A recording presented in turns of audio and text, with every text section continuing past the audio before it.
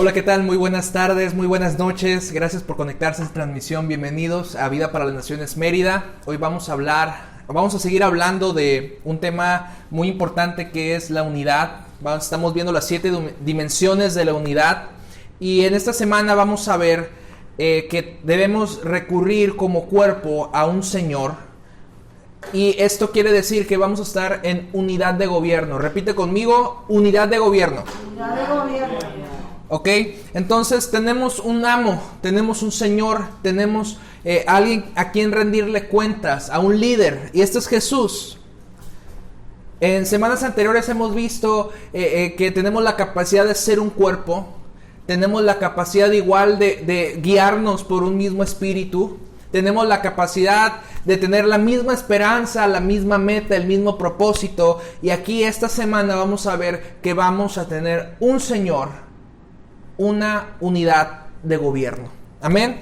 Entonces, creo que hemos escuchado en más de una ocasión que al repetir cierta oración de fe o cuando estamos orando por alguna persona que de alguna u otra manera ya no está caminando con el Señor, escuchamos: te acepto como mi Señor y Salvador, o bien que tal persona acepte o reconozca a Dios, a Jesús como su Señor y su Salvador.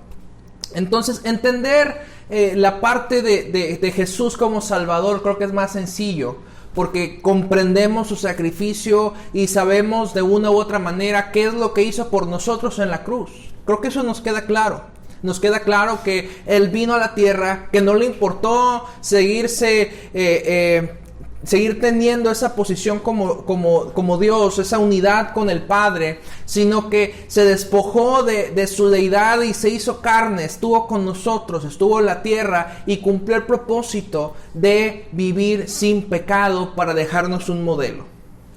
Y en ese modelo nosotros entramos, ese modelo es el que nosotros seguimos, pero lo importante aquí fue lo que pasó en la cruz. Si no hubiera pasado Jesús por la cruz, si no hubiera dado su vida en la cruz, nada de esos beneficios de tener una vida nueva en Cristo pudieran estar a nuestro alcance. ¿Por qué? Porque había pecado. Entonces, cuando nosotros entendemos todo lo que hizo Jesús aquí en la tierra, dio su vida en la cruz, nos dejó en claro que el propósito por el cual vino es para salvarnos. Pero entenderlo como Señor es un poco más difícil, es un poco más complicado, porque no estamos acostumbrados a tener un rey. No estamos acostumbrados a ser gobernados. Es más difícil que un hombre aprenda a tener una autoridad, porque desde pequeños vemos que quieren hacer su voluntad los niños.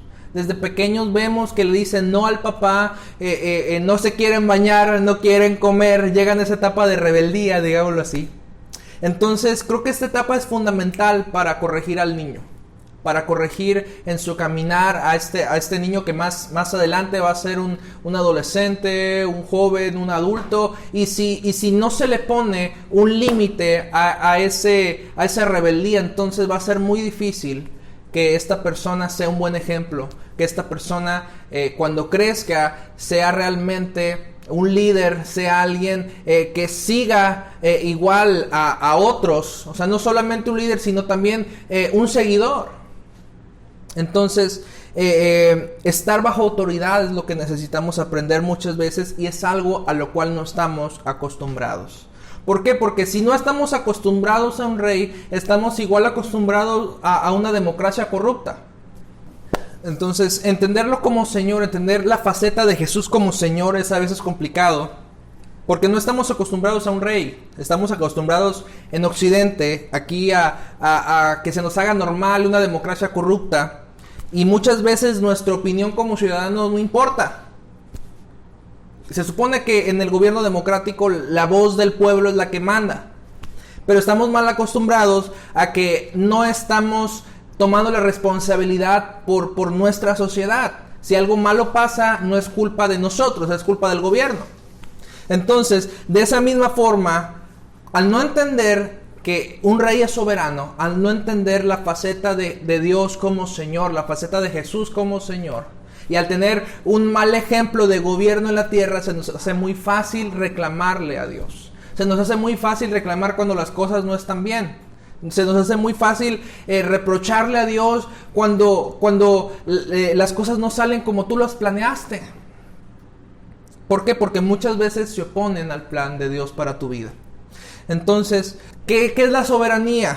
Que hablamos de este punto. ¿Qué es la soberanía? La soberanía es la autoridad en la que reside el poder político.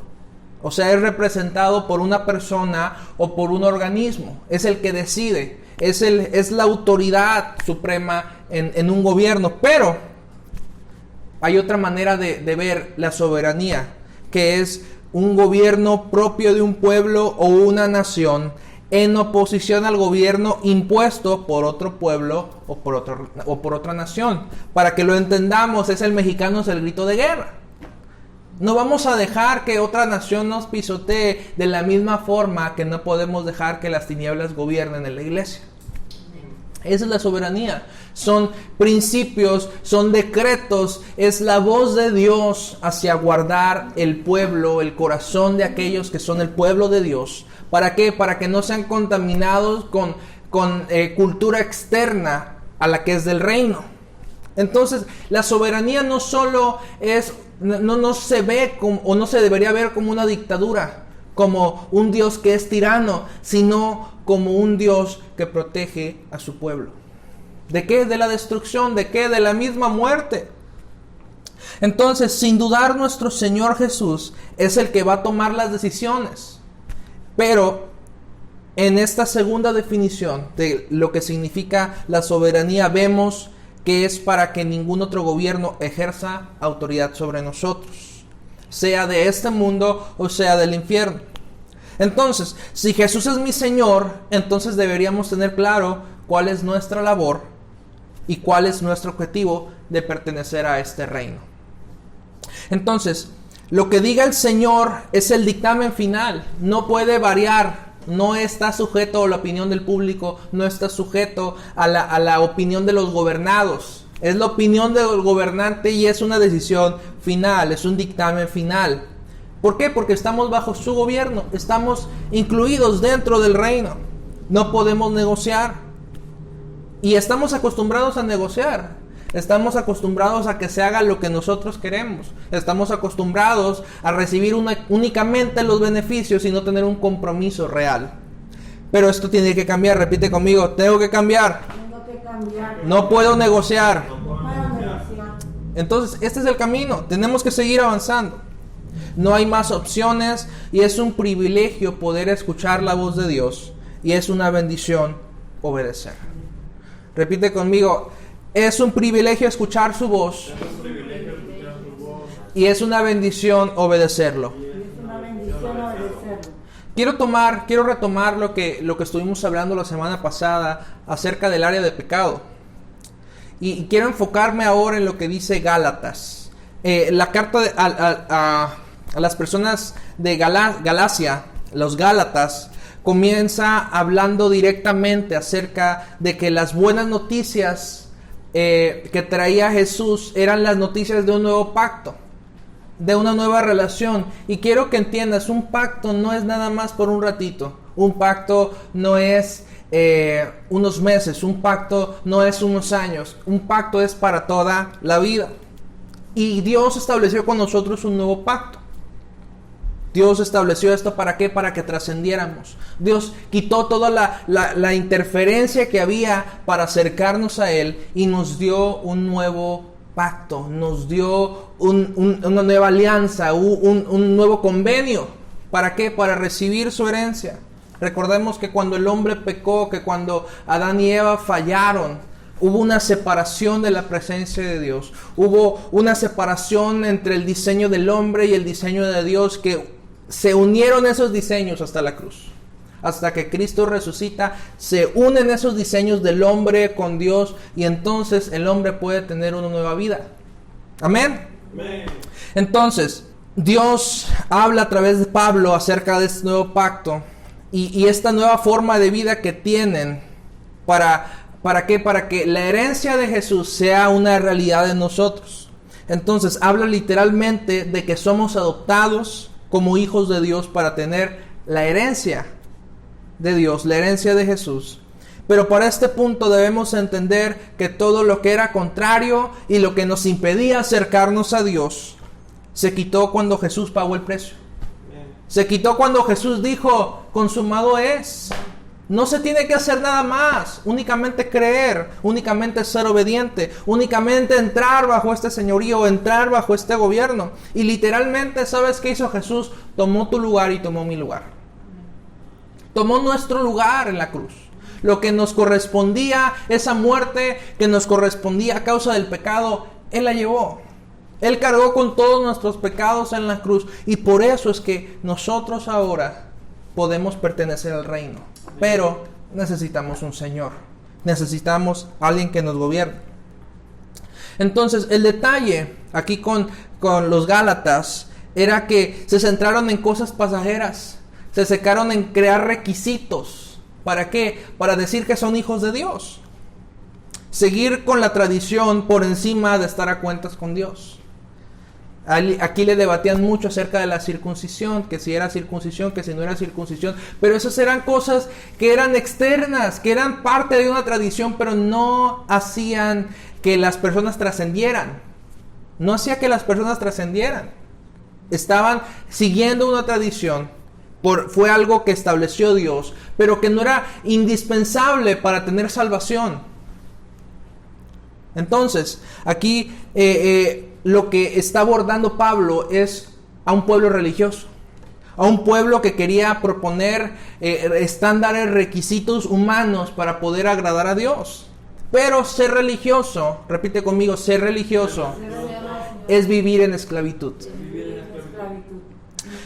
Aunque la ley nos ayuda, aunque lo que Dios estableció nos ayuda a saber qué cosas están mal, ahora podemos vivir guiados por el Espíritu. Y podemos saber qué hacer y qué no hacer.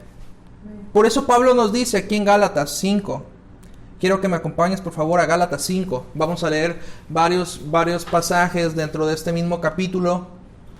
Y aquí lo dice muy claro. No se guían por la religiosidad. Estén pues firmes en la libertad con que Cristo nos hizo libres y no se pongan otra vez bajo el yugo de la esclavitud. ¿Cuál era esa esclavitud? La religiosidad. Vivir por las leyes, vivir sin la autoridad directa de Dios y tomando lo que Dios habló, pero sujeto a lo que el hombre decidía. Eso era la religión. La religión es todo intento del hombre por buscar de Dios. Todo intento de hombre por alcanzar a Dios. Pero aún así no encontrarlo. ¿Por qué? Porque están motivados por conocimiento. Porque están limitados a lo que su sabiduría humana puede entender. Y no a la sabiduría del cielo y la obra del Espíritu Santo que puede hacer en su vida. Y aquí les dice claramente Pablo en el versículo 7, corrían bien. ¿Quién los estorbó para no obedecer a la verdad? Tal persuasión no proviene de aquel que los llama. O sea, esta persuasión de decir guíate por las cosas externas, guíate por las cosas pasajeras, guíate por la tradición. Eso no viene de Dios. Eso no viene de Dios, es un modelo humano. Y aquí lo dice claramente en el versículo 9, un poquito de levadura leuda toda la masa. Cuando tú metes tu voluntad dentro de la voluntad de Dios, ya no es la voluntad de Dios. No es la voluntad de Dios, ¿por qué? Porque ya está contaminado con tus opiniones, con tus deseos, y ya no es lo que Dios estableció para ti. No tenemos por qué ayudarle a Dios. Si Dios nos hace pasar por cierto proceso, no podemos hacer algo para adelantarlo más que estar obediente, más que estar sumiso, más que estar sometido a su señorío. Y en el tiempo que tenga que pasar, o en los momentos difíciles por los que tengamos que pasar, tenemos que estar dependientes de Él. Sabiendo que todo por lo que pasemos, si estamos sometidos a su autoridad, opera para bien. Los que aman a Dios, aquellos que aman a Dios, todas las cosas les ayudan para bien.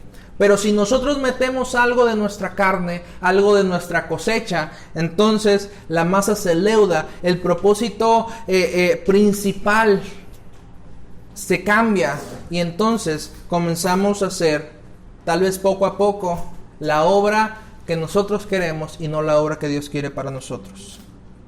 Pero, ¿qué vamos a hacer? Versículo 16 lo dice: digo pues, anden en el Espíritu, y así jamás satisfarán los malos deseos de la carne. Porque la carne desea lo que es contrario al Espíritu, y el Espíritu lo que es contrario a la carne, y ambos se oponen mutuamente para que no hagan lo que quisieran. Es que tenemos que entender que si yo quiero seguir la carne, entonces voy a estar sujeto a la carne. Y si yo quiero vivir conforme al Espíritu, entonces voy a vivir sujeto a las cosas que vienen del cielo, a las cosas que vienen del Espíritu. Que nos debe quedar más claro. El aceptar el señorío de Dios sobre nuestras vidas parte de reconocer que el modelo de Jesús es suficiente. Vivir guiados por el Espíritu es decir, Jesús es suficiente, Él es mi modelo. Jesús es un modelo terminado, no es algo que se le tenga que añadir algo, que se le tenga que quitar algo, es el modelo perfecto para tu vida. Entonces, no necesitamos humanizar la ley.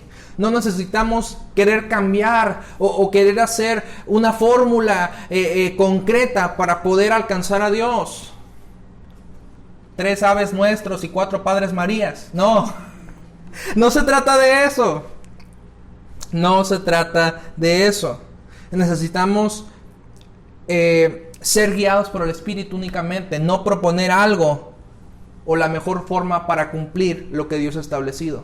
Es ser guiados por el Espíritu. Si es saltar, saltas. Si es agacharte, te agachas. Si es humillarte, te humillas.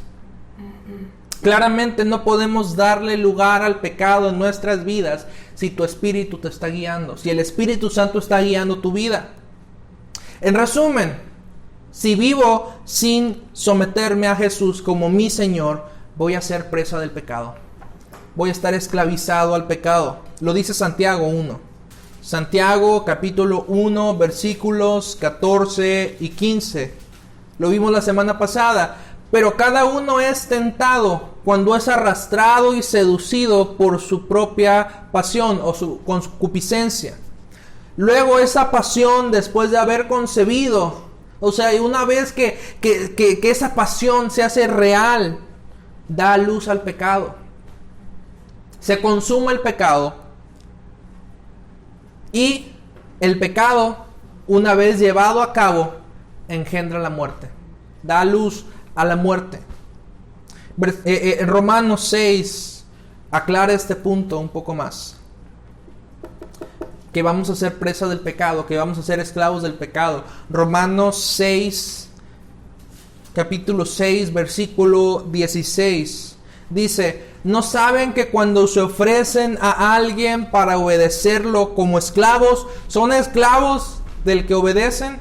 Ya sea del pecado para muerte o de la obediencia para justicia. Entonces, ¿qué pasa? Si estoy sometido al pecado, voy a estar esclavizado para hacer lo malo y para terminar muerto espiritualmente, y a la larga que esa misma muerte toque mi vida a causa de que no elegí estar con Dios. Más adelante en Romanos 6, 22 al 23, nos dice qué pasa si nos sometemos a Cristo. Romanos 6, 22 al 23 dice: pero ahora, libres del pecado y hechos siervos de Dios, tienen como su recompensa la santificación y al fin la vida eterna. Porque la paga del pecado es muerte, pero el don de Dios es vida en Cristo Jesús, vida eterna en Cristo Jesús, Señor nuestro. O sea, quiere decir que ya no me estoy sometiendo a la carne, ya no me estoy sometiendo al pecado, me estoy sometiendo a mi Señor Jesús. Y por eso tengo la capacidad, la recompensa de ser santificado. ¿Para qué? Para tener vida eterna. Y hay que comprender esto. La santificación viene cuando hay pecado. La santificación viene porque hay manchas en nuestra alma, hay manchas en nuestra carne. Hay situaciones que no hemos entregado y por ende, entonces el enemigo toma esas áreas de nuestras vidas y quiere guiarnos, quiere mantenernos esclavizados. Dice, cuando tú aceptas a Jesús como Señor, se establece un pacto. Es lo que hablábamos hace un momento. Y en vez que sea hasta que la muerte nos separe, como en el matrimonio, la muerte primeramente a mi yo me va a acercar más a Él. Y a la larga, cuando el Señor me llama a su presencia, me va a llamar por la eternidad. Voy a estar con Él por la eternidad. Entonces, tiene que haber un proceso de muerte. Tiene que haber un proceso de muerte. Como dice la palabra, la semilla para que dé vida tiene que caer a la tierra y morir. De esa misma manera nosotros tenemos que morir a nuestro yo, morir a nuestras pasiones, morir a todo lo que nos mantiene presos al pecado, que nos mantiene esclavizados. ¿Para qué? Tenemos que entregar todo eso. ¿Para qué? Para tener la vida en Cristo y poder entrar al reino bajo la autoridad de nuestro Señor. Amén. Entonces, Dios no nos pondrá impedimentos para acercarnos a Él. Debemos tener muy en claro quiénes son las personas que nos rodean y qué es lo que nos están aportando. Más aún cuando alguien escoge pareja. Cuando un hombre y una mujer se casan, ellos deben tener el mismo Señor. Qué bueno fuera que fuera Jesús. Qué bueno sería que Jesús sea el centro de sus vidas, que Jesús sea el Señor. Pero pueden tener como Señor el placer, pueden tener como Señor la comodidad, pueden tener adicciones, incluso el mismo trabajo puede ser una adicción. Y cuando esto llega, cuando Jesús no es el Señor en esta relación, el matrimonio se desestabiliza y hay un yugo desigual. No solamente es cuestión de que yo soy cristiano y mi pareja, no. He conocido personas que son así y luego la mujer se convierte y es todavía más cristiana que el hombre. Suele pasar. ¿Por qué? Porque ahí hay una unión con propósito, pero tienen esa mente clara en decir, Jesús va a ser nuestro Señor. Jesús va a ser nuestro Señor. Entonces, cuando Él es el Señor, cuando Jesús es nuestro Señor, nosotros tenemos que humillarnos. Nosotros tenemos que postrarnos. Tenemos que escoger las relaciones que nos edifiquen. Entonces, debemos decir, aquí termino yo. Y aquí comienza Jesús. Cuando el diablo sabe que tú honras y tú mismo te sometes a Dios, que te sometes a su autoridad, cuando tú usas su nombre, el enemigo reconoce las palabras de Dios en ti y entonces todos los demonios se postran, todos los demonios huyen. ¿Por qué? Porque reconocen quién eres, reconoce que eres un hijo de Dios. Lo vemos muy claro cuando Jesús es tentado en el desierto, en Mateo 4 del 8 al 10. Vamos por favor a buscar Mateo 4 del 8 al 10. Otra vez el diablo lo llevó a un monte muy alto. Llevó a Jesús a un monte muy alto y le mostró todos los reinos del mundo y su gloria. Y le dijo, todo esto te daré si postrado me adoras. Entonces Jesús le dijo, vete Satanás, porque escrito está, al Señor tu Dios adorarás y a Él solo servirás. Al Señor tu Dios. Aquí reconoce Jesús quién es su Señor. Reconoce que está bajo autoridad, que pertenece a un reino y que sabía a lo que se estaba enfrentando. Sabía quién era su enemigo.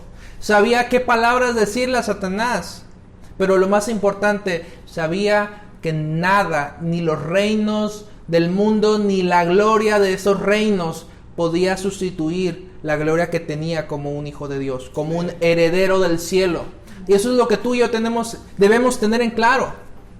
Debemos tener en claro, nada de lo que el mundo nos ofrezca va a poder sustituir las cosas que vienen del cielo. ¿Por qué? Porque lo que nos ofrece el mundo es algo temporal, pero lo que nos ofrece el cielo es algo eterno. Es una conexión divina, es una conexión que nos hace trascender, es una rendición a nuestro yo que nos permite que Cristo sea formado en nosotros. Repite conmigo, estamos bajo su gobierno y estamos sometidos a sus normas. Debemos postrarnos a sus normas, tenemos que postrarnos a los lineamientos que Dios ha establecido para nosotros, a sus mandamientos para nuestras vidas. No solo saber cuáles son, no solo memorizar cuáles son, sino recordar qué es lo que no debo hacer para no fallarle. Estamos sometiendo nuestras vidas a sus normas, pero sobre todo estamos sometiendo nuestras vidas a su palabra, a lo que Él ya estableció. Entonces, si tú puedes escuchar lo que Dios está hablando, obedeces y lo haces para que con tu vida, como ejemplo, puedas enseñarle a otros quién es Jesús. Para ello necesitamos ser como niños, para ello necesitamos tener un corazón rendido a Él, necesitamos ser humildes, necesitamos ser personas sin malicia en nuestro corazón. Solo así podrá ser llamado alguien grande, alguien importante en el reino. Cuando se le acercaron los discípulos y las personas a Jesús y le dijeron, ¿quién es el mayor en el reino? Él dijo, el que se humille como este joven, como este niño, va a ser el mayor en el reino. Va a ser grande en el reino, va a ser reconocido en el reino. ¿Por qué? Porque depende de nuestra rendición a Dios, nuestra posición en el reino.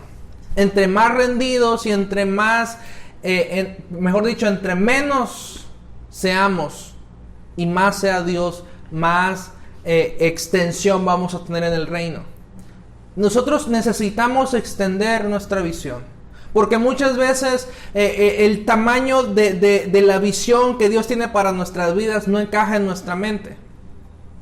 Es como un cuello de botella. No sé si han escuchado este término, pero se hace la referencia a que hay un embudo, hay una reducción en la capacidad. Hay una reducción en lo que puede entrar hablamos aquí de líquidos, hablamos igual de rendimiento en equipos electrónicos, pero lo importante aquí es que se reduce la capacidad.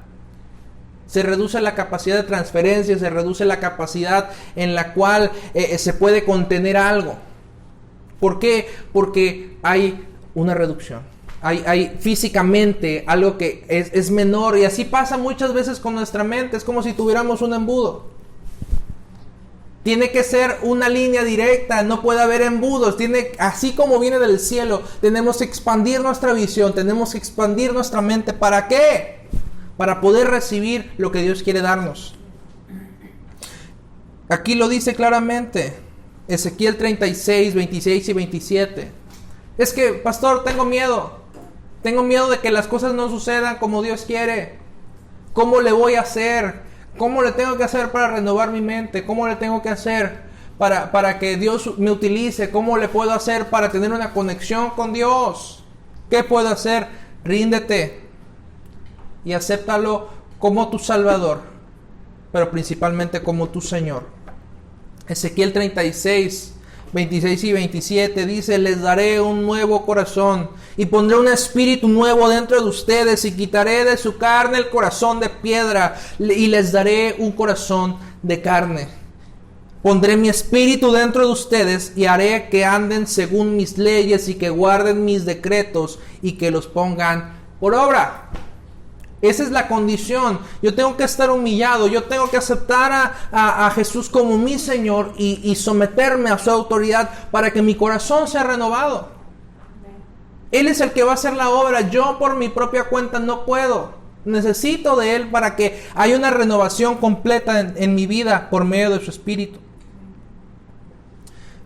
Punto número 3. Tenemos un mandato y nuestra comisión es de Él. Repite conmigo, tenemos un mandato y nuestra comisión es de Él. Tenemos un comando de ir al frente. Tenemos la asignación de ser enviados. Tenemos la capacidad de operar con los diseños celestiales aquí en la tierra.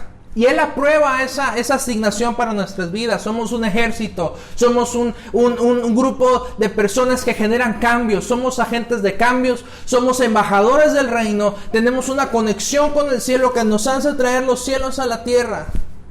Pero lo principal, estamos sometidos a su autoridad. En un ejército no puedes hacer lo que tú quieras. Hay una hora para levantarse, hay una hora para comer, hay asignaciones que tienes que cumplir y no es si quieres, tienes que hacerlas. Somos la iglesia de Dios y pertenecemos al ejército del cielo.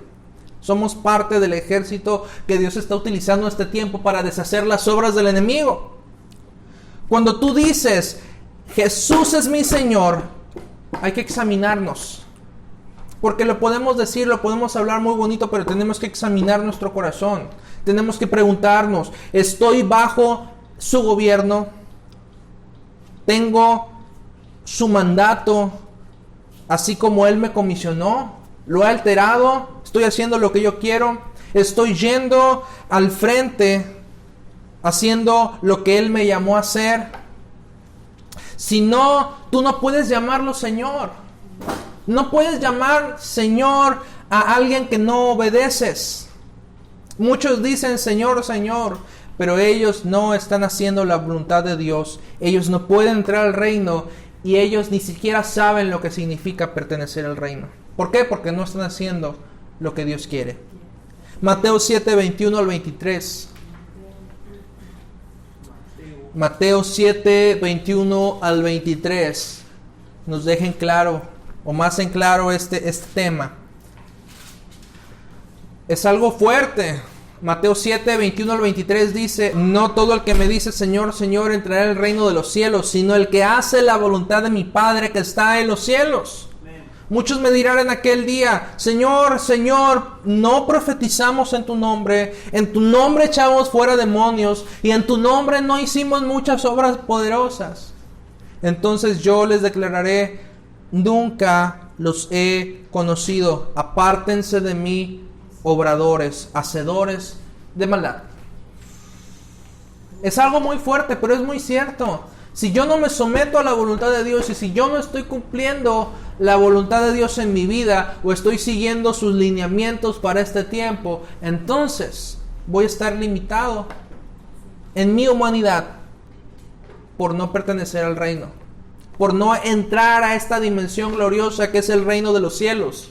¿Por qué? Porque no quiero gobierno, porque soy rebelde, porque no quiero someter mi carne, porque quiero seguir pecando, porque estoy bien como estoy, porque estoy muy cómodo, porque no necesito hacer cambios. O bien, sé que los necesito hacer, pero no quiero hacerlos. Punto número 4, repite conmigo. Nos estamos moviendo en la dirección que Él quiere. Para tener la unidad de gobierno debemos estar moviéndonos en la misma dirección, en la dirección que Él quiere. Y si lo hacemos, entonces solo lo tenemos a Él como nuestro Señor. Solo cumpliendo, solo siguiendo sus lineamientos, solo escuchando su voz, vamos a poder tener unidad de gobierno. Es importante la unidad de gobierno, porque puedo creer o hacer las cosas como parte del cuerpo, puedo ser guiado por el Espíritu, puedo igualmente tener una misma esperanza, pero si yo no me someto a la autoridad que hay en casa, si yo no me someto a mis padres, si yo no me someto a mis líderes, si yo no me someto a mis pastores, entonces no estamos teniendo la unidad de gobierno. Repite conmigo, su autoridad es absoluta y final. Por estar enseñándote esto, por estar enseñándote acerca de estas dimensiones de la unidad, o estarte enseñando acerca, o recordándote, mejor dicho, de que Jesús es tu Señor, yo no estoy ejerciendo autoridad sobre ti. No estoy ejerciendo autoridad sobre ti. Cuando te enseño esta verdad, establezco su autoridad en tu vida. Se establece la autoridad del cielo, la autoridad del Padre sobre tu vida.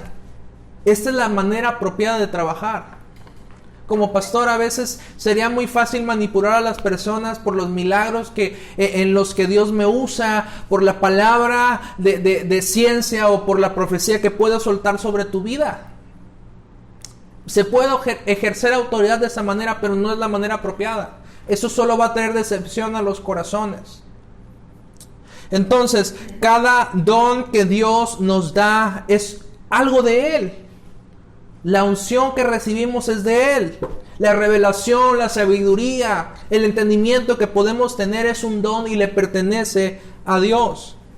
Y si lo usamos de manera inapropiada para tener a la gente bajo nuestro control, el gobernar y la autoridad no es diferente a la de los cultos o el de las sectas.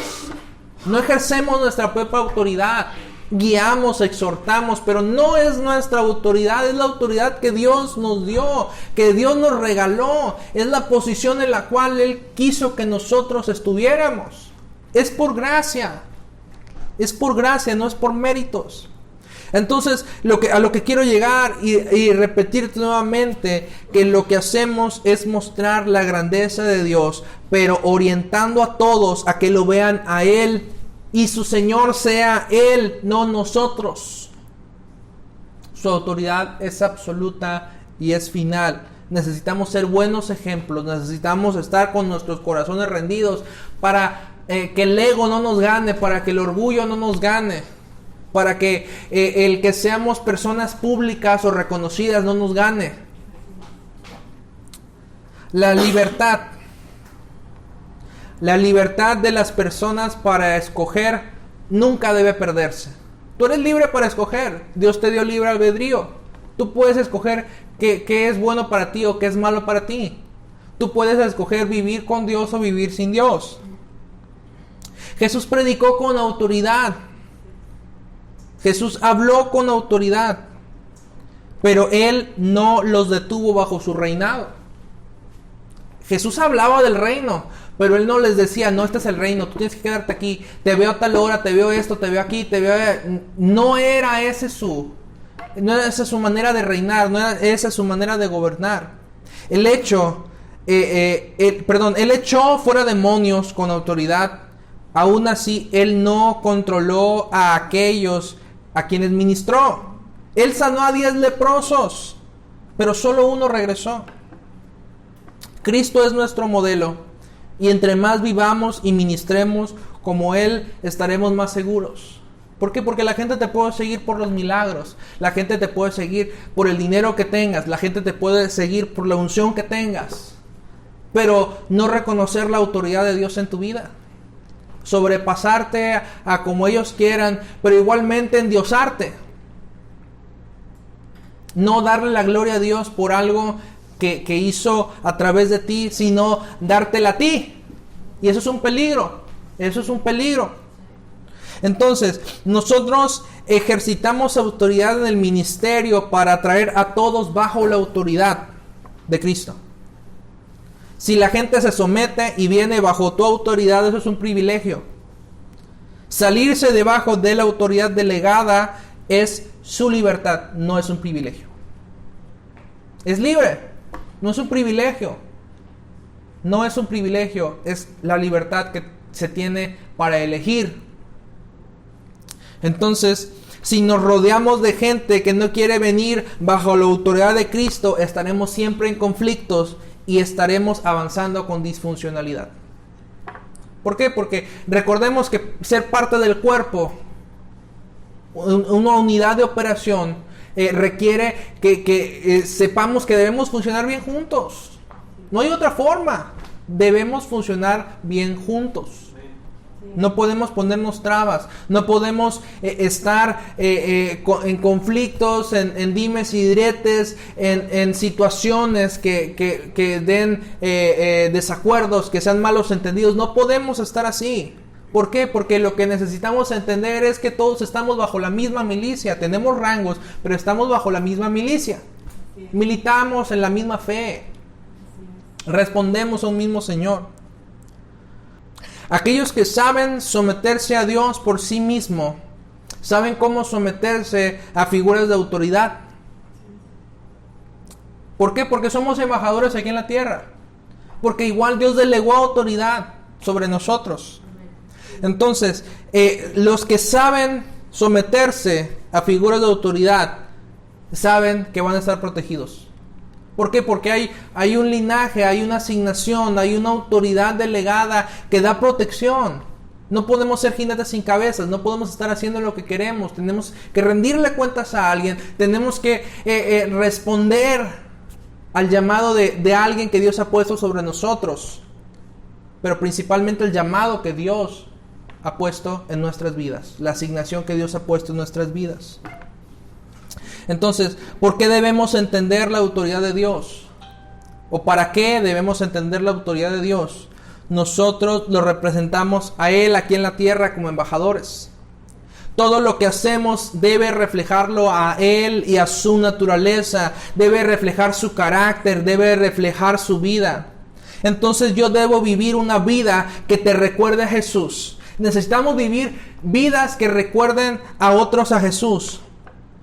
Debemos predicar de tal manera que recordemos a Jesús. Necesitamos ser capaces de hablarle de todas las maneras, o hablar de las maneras posibles para que la gente vea a Dios a través de nosotros, vea a Jesús a través de nosotros. Aunque muchos no lo han visto y aunque muchos ni siquiera lo conocen, venimos a reflejarlo a Él y representarlo a Él. Su reino derriba todos los otros reinos. Esto es lo que significa un Señor. Es lo que significa unidad de gobierno. Hay muchos gobiernos, hay muchos reinos, hay tinieblas cubriendo la tierra aún. Hay maneras de pensar que son contrarias a las de un hijo de Dios, o que son contrarias, es contrario a lo que Dios ha establecido. Y por eso, siendo un cuerpo, teniendo el mismo espíritu que nos guía, teniendo la misma esperanza y teniendo un mismo Señor, vamos a poder quitar al enemigo de la base de poder. Dejar al enemigo inhabilitado para que siga ejerciendo gobierno sobre nuestra sociedad, con tantas leyes anárquicas, con tantas leyes que muestran el orgullo del hombre, que muestran la falta de reconocimiento de un Señor. Pero por eso, cuando entendemos lo que significa un Señor, que todos los reinos se van a venir abajo para que únicamente quede el reino de los cielos, entonces cualquier cosa en nuestras vidas que no es del reino va a ser destruida y va a ser removida. No queremos nuestro gobierno, queremos su gobierno en nuestras vidas, porque nosotros no somos Señor, Él es nuestro Señor. Apocalipsis 11:15. Ya estamos terminando. Apocalipsis 11:15 nos habla de cuando el séptimo ángel toca esta trompeta. Y dice que en el cielo se oyeron grandes voces que decían: el reino del mundo ha venido a ser de nuestro Señor y de su Cristo, y Él reinará por los siglos de los siglos. Hay una unidad de gobierno. Y por último, Hebreos 12, 26 y 27. Hebreos 12, 26 y 27. Dice: su voz estremeció la tierra en aquel entonces, y ahora ha prometido diciendo: todavía una vez más estremeceré no solo la tierra, sino el cielo.